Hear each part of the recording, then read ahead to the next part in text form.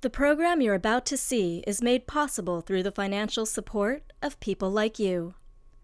We hope you'll join the thousands of people who make our programming possible. Become an In the Life member by clicking on the Donate Now button on our website.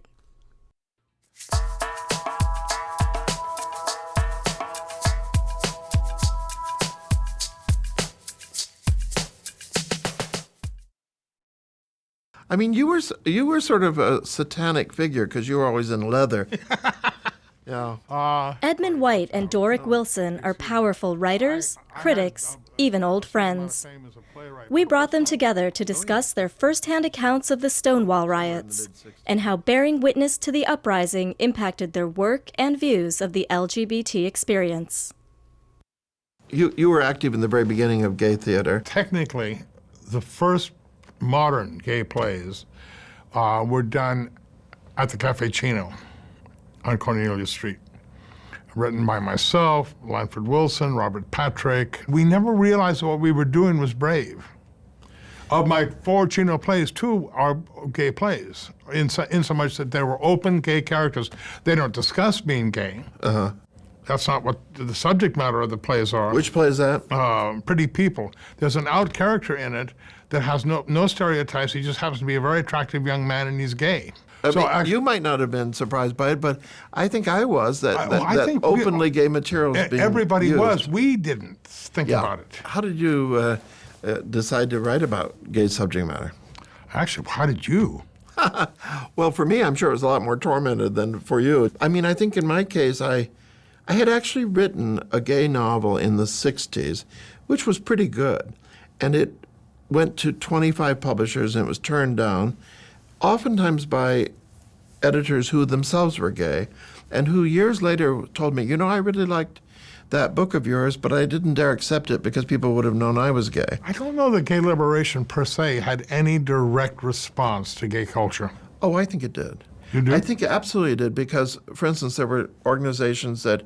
See, I moved to Rome in 1970, and by the time I came back a year later, I was shocked by how different everything was. So, because it was very dramatic for me. And one of the things that was happening was the Gay Academic Union, which would have these meetings where people would say... You're right. I think of the movement, I think of the activist movements. Yeah, but there were these intellectual movements, and I remember being invited by student organizations to Princeton, to different gay organizations, student ones, that later died out. Gay liberation originally and first and foremost meant for us sexual liberation. It meant sexual opportunity, because what a lot of people forget is that it was very hard for gay and lesbian people to meet each other. Yeah, I agree with you that it gave sexual freedom, but I also think it gave identity. Absolutely. Through education programs. And the identity was of a minority group rather than of a sickness. Yes, oh yeah. After the World's Fair in '64 or so, the mayor was always closing gay bars. He was closing before the World's Fair. Because he wanted to clean the city up for the World's Fair. And the idea was that tourists would be appalled and disgusted if they saw any gay activity, little realizing that many people would come to New York for that. Maybe around 66 or 7, gay bars began to reopen, and then there were quite a few of them, and there were many more visible gay people on the street. Yes, and more people were coming out. Yeah. I arrived in New York out. I've always been out. I came out in the 50s in a Wheat Ranch Town High School in Washington State. But it was very rare. I know. Then, when all the bars began to reopen, everybody thought, oh, phew, that horrible period is over, and now we're going to be free. And so when the Stonewall was raided and closed, I think it really upset people because it seemed like a throwback to a slightly earlier era. In that era, when bars were raided, they were never raided on the weekend. They were always raided on a slow night because the police and the bar owners had agreements. It wasn't the police raid, it was the ATF who raided, because they had found out that the police were in collusion with the mafia owners. I mean, of course, what's famous about Stonewall is that the customers resisted. Instead what happened, all the customers got out on the sidewalk and the police were trapped inside, not knowing there was no back exit out of the store. I was there. Oh, I didn't know, sorry. I was there. No, I was there because I just happened to be walking past. too. I wasn't actually in the bar, nor did I go to that bar very often. No. But I was walking past with a friend, and of course we were intrigued, and we stayed there. And I was so awful in middle class that I kept trying to get everybody to calm down. Oh, come on, guys, you know. But even in spite of myself, in spite of my awful bourgeois self-hatred, I found myself excited. People weren't angry. First of all, there was astonishment that we were doing it. And when we would say things like, slogans like gay is good, patterned after black is beautiful, it struck us as hilarious. Yes, there was a great gleefulness about it. But there was also a feeling that was preposterous because, after all, it was really at Stonewall, I think, that gay people, first realized that they might be something like a minority group Yes. rather than a medical diagnosis. Because up till then we were sick. Yeah. And there was always some point in the evening where we'd all say, oh God, we're sick.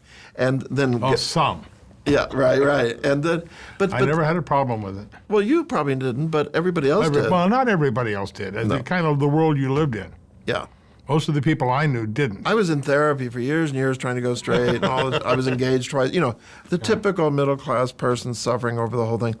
And then the wonderful thing about Stonewall for jerks like me was that it was liberating. Yes. The gay world was in the dark. One of the terms for it at the time was the twilight world. At twilight, gays came out from under their rocks or whatever. Sure. And with Stonewall, we started coming out in the daylight. Not twilight people anymore. Yeah, not twilight people anymore. Yeah. John Irving wrote you an open letter. And I think he mentions in it that the gay marriage phenomena going on at the moment revitalizes the movement.